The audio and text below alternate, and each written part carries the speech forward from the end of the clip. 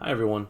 Today we are going to add some website functionality to our internet interview project. So last time we should have left off with all of the HTML elements added to our web page, right? So this is just based on following along with part 1 of the description, right? So I'm not going to go back through all of this. I am going to make a couple of small changes to this, however. So I'm going to go back to my code here. I'm going to add a little bit of style to this just to get everything centered on my page.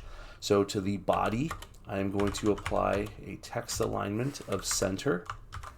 And then I'm also going to go down to my text area tag, and instead of making it 100 columns, I'm going to make it 60, just so it's not as wide on my web page. So if I go back here, refresh, everything should be centered now, and my text area is not as large. Okay, so none of this, however, is the goal of part 2, right? That was more for me. Part 2, add an on-click attribute to your button that runs a function named submit response. So if I go to the very bottom of my body tag, we made an input, type is button, value is submit, and we gave it an on-click event that is currently not being handled by anything, and so I'm going to make, or at least call, a function called submit response right here that will handle this event. And now I'm going to go up to my script tag and I'm going to make and define what it means to submit response. So in my script tags, function sub, and it shows up, open close parentheses. Okay, so let's go back to the description now. So in this function, first collect all the user's inputs one by one and store each in its own variable. And so it gives us a hint, but we'll do it together. Okay, and so now this part might be a little different depending on if you use the same IDs as I have for my text boxes. So for the user's first name, ID text first; for their last name, ID text last, etc. So this part might be a little bit different. Okay, let's make some variables. So I'm going to make a variable called first name, and this is going to hold the value of whatever the user types into that first name text box. So document.get element by ID, ID text first is my ID for that text box.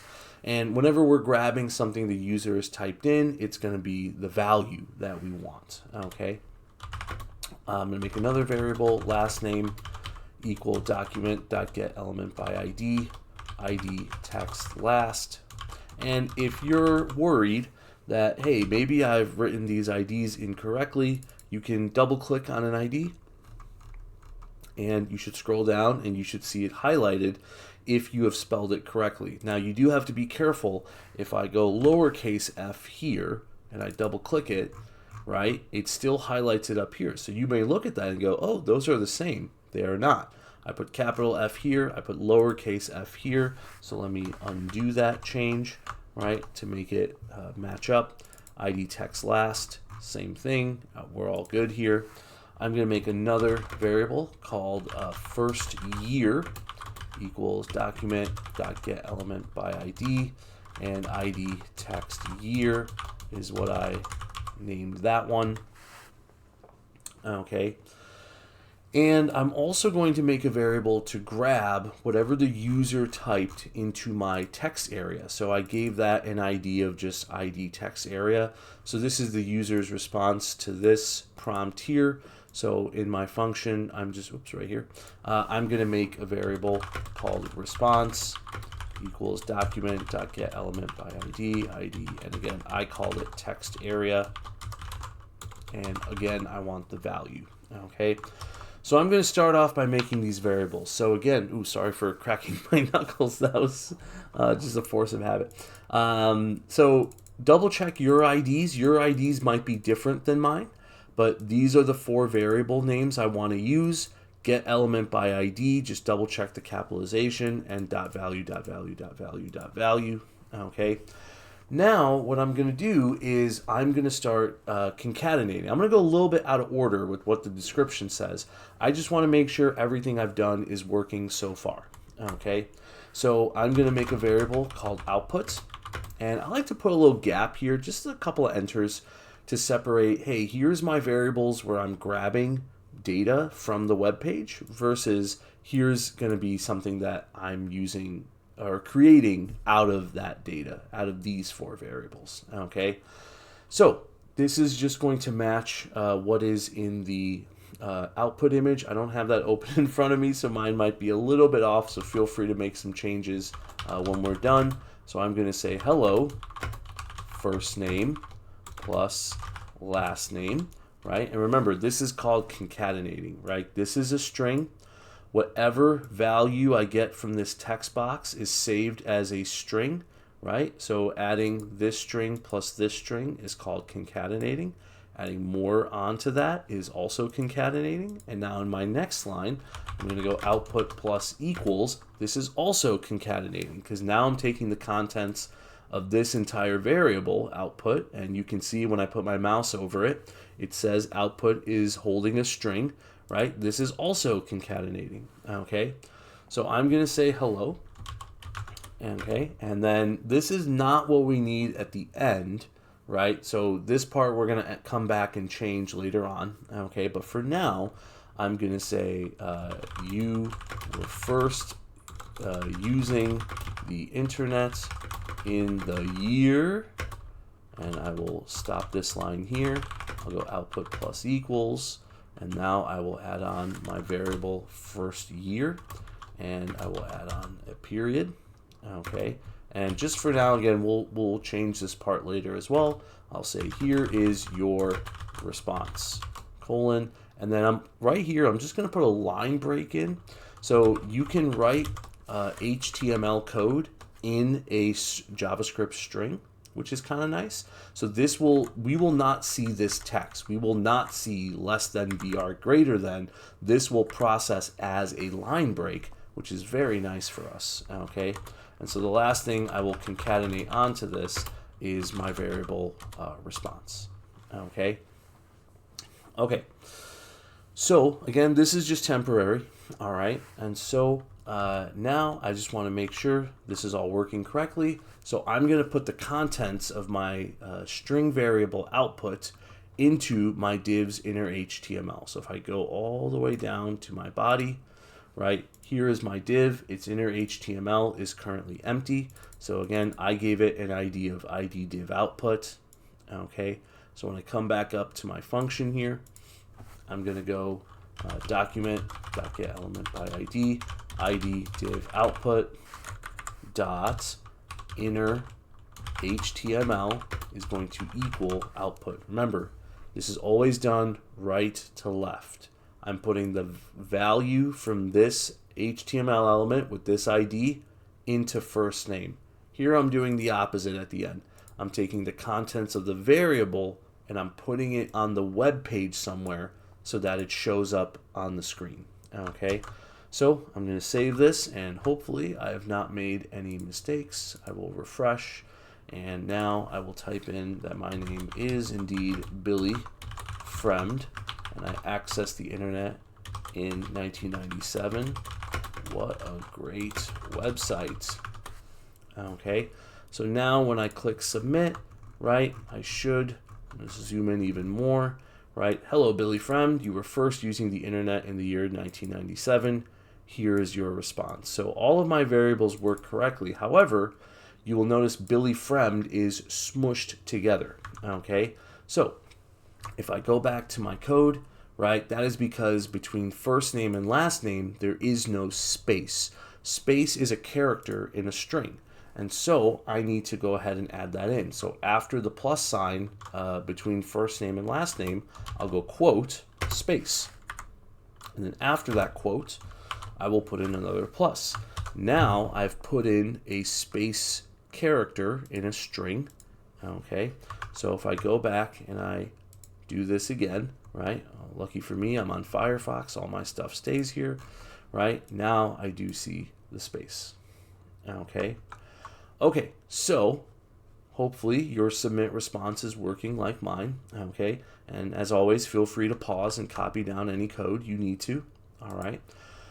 So now the next thing we're going to do is we want to count how many checkboxes the user has chosen by utilizing an if statement for each one.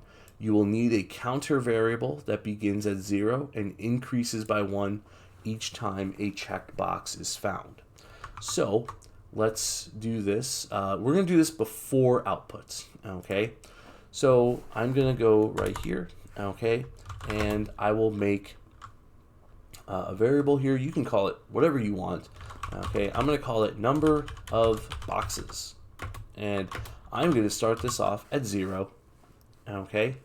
And now what I'm going to do is I'm going to check if any one of my checkboxes has been checked. So if I go all the way back down, right?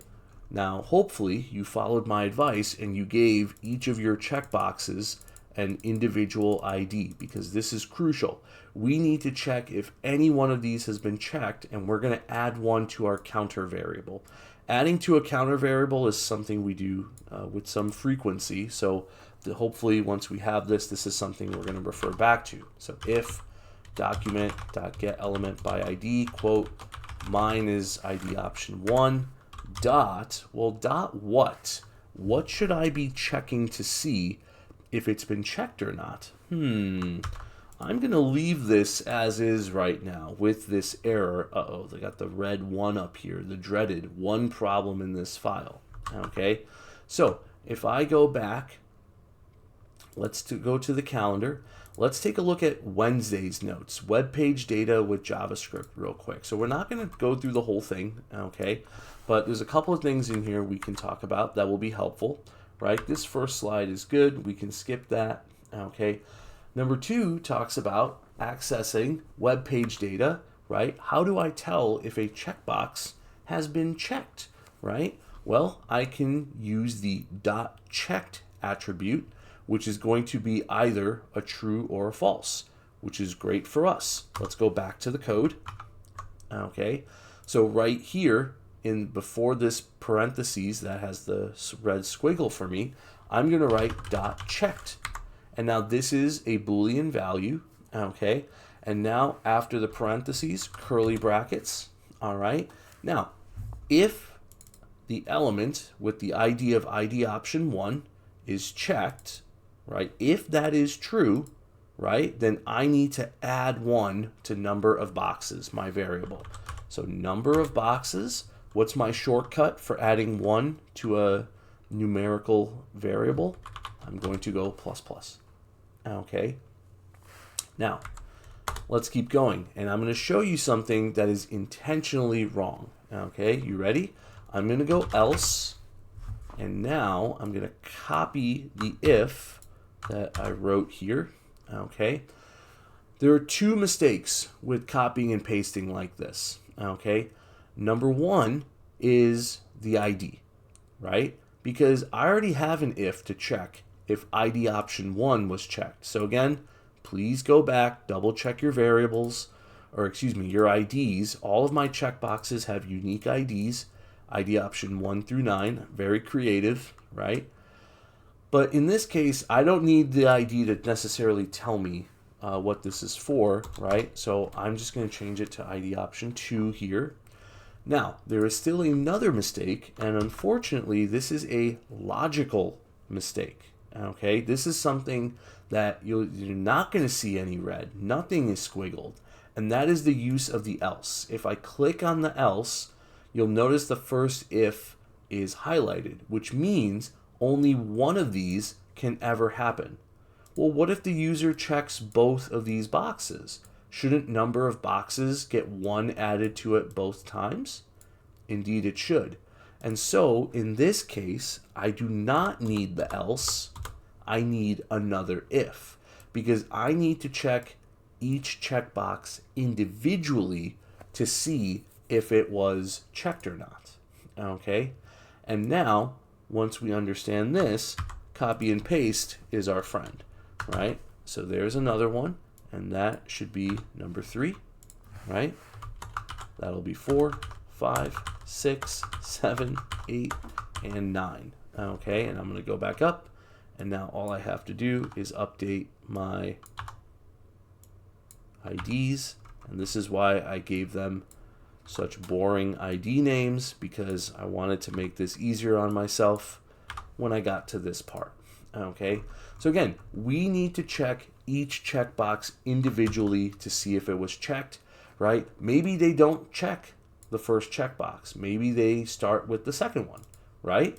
And so I need to add to number of boxes from this if, right? So again, if I click on the word if, it shouldn't highlight any of the other ifs. These need to be 9 individual checks, okay? 9 individual checks. All right. Okay, let's go back to the description. So that is done. Now, create a variable named internet impact and set it to an empty string. Using if statements, change internet impact to be low, fair, or high, depending on how many checkboxes were checked. Okay, so in this example, they used counter variable, right? I called it number of boxes. Okay, so let me show you what that's going to look like. So after all of these ifs, okay, I'm going to make another variable, right, called, I already forgot the name. What was it called? Internet impact. Internet impact. And it says to make it equal to an empty string. That means just double quotation marks with nothing inside of it. Now be careful. Some people will put a space here. A space is a character, right? So that is not empty. This is empty, okay? Leave it empty for now. And now let's do a check, right? If number of boxes is less than, I think we should go less than or equal to 2, right? Because that's 0 to 2, okay? Then internet impact should be, quote, low. Okay. Now, I'm going to do another check. Else if, and here else if is okay because I'm only setting the internet impact one time. It's either going to be low, fair, or high. Okay. So I can say else if number of boxes is less than or equal to 5. Okay. Now, some people like to use the AND operator, double ampersand, and say if number of boxes is greater than or equal to 3 and less than or equal to 5, right? You could do it that way. But I already know it's got to be at least 3 by setting it up this way. Because if it was less than 3, this if would have been true, and then I never even checked this one, right? So again, the logic here helps me out, okay? Internet impact is going to equal, quote, fair. Okay, and now, and I can just go else, internet impact is going to equal, quote, high. Okay, so the only way we're making it to this else, right, is if number of boxes was a number that is 6 or above, right? Because if it was any number less than 6, one of these other if statements would have already happened first. Okay, that's why I can set it up like this. All right. Okay, and so now, right, I can add all of this into my output. So real quick, if I go back to the description, here we go. Here's a sample at the bottom. Hello, Mark Langer. You have been on the internet for 20 years. We'll come back to the years part of this. Okay, we'll come back to the response part of it as well. You checked off this many number of items. This indicates the internet has had a low, medium, or low, fair, or high impact. So we'll just kind of do this last part here. Okay, so let's see if this is working. Okay, so I'm going to go output plus equals, and I'm just going to start with a BR tag just to break off from whatever was there before. Okay, and I'll say you checked off. And now I will add my variable number of boxes. Boxes. I'll put a comma here and a space, and that line output plus equals, and this indicates that the internet has had a, and I'll end that line there, a internet impact impact on your life. Okay, so let's go ahead and try this out. Okay, all right, so if I go back to my page, make sure to refresh. I'll do 1, 2, 3, 4, 5. So I'm skipping a couple of there, right? And so it says you checked off 5 boxes, and this indicates that the internet has had a fair impact on your life. If I uncheck some of those, it updates to 3, fair again. If I uncheck another one, that's 2, that's low, and 3, 4, 5, 6. 6 boxes, high impact on your life. Okay, so you should be able to get different outputs here. Okay, so this part is done. All right, now it says create a variable named years on internet and set it to the difference between the user's input year and the current year. Okay, now we'll get to this hint in a second. Let's go back to those notes from Wednesday, the web page data with JavaScript notes, right? So we were on slide 3 there. Okay, so let's pick it up from here real quick. All right, we're going to skip ahead. Drop downs, we'll get to that later. Let's talk about data types. Okay, determine the value of sum for the following examples. Now, we've talked about this a little bit in class, right? If we are talking about strings, the string 5 and the string 7, right? And the plus here is going to concatenate. That is going to give us 57. Okay, however, no quotes, these are treated as numbers. Here the plus does math and we would get 12. And here we would have an issue with, because this one is a string, this one is a number. So is it supposed to concatenate? Is it supposed to do addition? Right? It makes it a little bit tricky. Okay, so what we can do, right? Let's say in the first example, I don't want 57. I wanted 12. I wanted 5 plus 7, the numbers, right? We can use something called parse int, right? Where if we parse int a variable, we can save it back to itself. Parse integer will parse through your string and it'll just take out the integer numbers. Okay? You can also do this if your number has a decimal, but it's in a string, right? And you can use something called parse float, which will accomplish the same thing. Okay?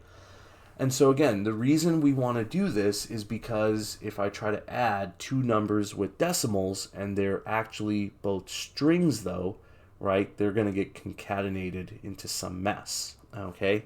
Now, some of you are wondering, why does this matter? Well, whoops, I'm sorry, did the wrong thing there. There we go. If we go back to our code, okay, remember, the user is typing in the year into a text box. Everything typed into a text box is a string, including, right, whatever the value was for this element with ID of ID text year. So when I go back up here, right, the variable first year is not a number, it is the string. And so before I can do any math to figure out how long they've been on the internet, I need to first convert this into a number. Okay? So we can do that right here. We can do that down at the bottom. It doesn't really matter. We just have to make sure to do it before we concatenate our output that uses the variables. Okay? So I'm going to do this after my internet impact section. Okay? I'm going to take my variable first year and I am going to parse int first year. Remember, everything is done from right to left. So take whatever the value of first year currently is, put it in this function called parse int, and then it will save it as a number year. And now I can make a variable called years on internet, and where I take our current year, 2025, and I subtract first year from it. Okay, and now this mathematical calculation will work correctly. Okay, now real quick, if we go back to the description, right, it will say to use a different function called number. Okay, number will work fine. So if you don't like parse int, you can go capital N number. Okay, and this will also turn it into a numerical value. All right, however, it's actually kind of different. I'm going to stick with parse int for now. Okay, parse int, parse float. If you use number, it will work the same, but I don't like it for reasons I don't want to get into on this video. Okay, so first year, right, is now a number. I can subtract it, and now I can rewrite this output. Instead of saying you were first using the internet in the year blank, I can say, let's go back to the description. What is the exact verbiage? You have been on the internet. Okay, so I can say, and we can make it multiple sentences, that's fine. I can say, you have been on the internet for space, not first year, but now I can use years on internet, right? And I can say after that, years. All right. So let's go back. Let's test this out. I'm gonna refresh. Okay, so 1997 from 2025, that is indeed 28 years. Okay, so good, that part works. Okay, all right, last part, create a variable named text length that holds how many characters the user typed in the text area. Now, we currently have what the user typed into the text area saved into the variable response. Okay, I want to know how many characters long their response is, right? So how many characters is this? So now everything in here is a character. Spaces, punctuation, right? If I go crazy up here, all of these are characters, okay? All of this is characters, all right? So how many characters is that? I don't want to sit there and count, okay? And so, let's go back to the calendar. Thursday's notes, JavaScript objects, methods, and properties. Let's take a look at that. And there's a little hint here, right? Which is when we have a string, right? So in this example here, use the force Luke is saved to a variable called Kenobi string. So that variable is a string variable. Strings have certain properties that you can use. For example, dot length. Okay, dot length is something you can only use with a string. All right, so you write the name of your variable holding the string, dot length, that will give you the number. So that's what Kenobi length is. You can also run certain specific functions. Another word for functions is methods, which you'll see in the notes here, right? That only work on strings, or some that only work on numbers, right? Like for example, to uppercase would turn it all into uppercase letters, okay? For numbers, there are their own methods and properties you can use. For example, to string will turn a number into a string. We don't really use that a lot. To fixed is a very useful one. In the parentheses, you write how many digits you want it to round to. So 3.14159 dot to fixed 2 gives you just 3.14, which is very useful, especially when you're talking money. Okay. Okay. So we're going to use the dot length. All right. So for response, right, and again, I'll just do this down below just to go in order. So after I made years on the internet, okay, I'll make a variable called response length equal to my variable response dot, right, and I will write length. Okay. And so here, instead of writing here is your response, right, I will say instead that your response is blank, and in this line, instead of the variable response, I will write response, I misspelled it, response length, characters, and I forgot a space at the start of my string, so I'll add that back in, characters long. Okay, so let's go ahead and try this out. Okay, so here's my wonderful response. I click submit, and apparently that was 67 characters. Who knew it? Okay, right? If I get rid of all of the excess stuff and do it again, right, now it's only 28. Hey, exactly as long as I've been on the internet. Okay. Okay, so that is it for the functionality, right? So your final output should look like this. Some of the wording is a little bit different than mine, okay? But ultimately, we have all the parts. We have the first name, we have the last name, how long they've been on the internet, how many characters, how many check boxes, low, fair, or high, depending on the number of check boxes, okay? And then part 3 is styling. So have some fun. Okay, do whatever you'd like. All right, but that's it for us. Okay, I will see you next time.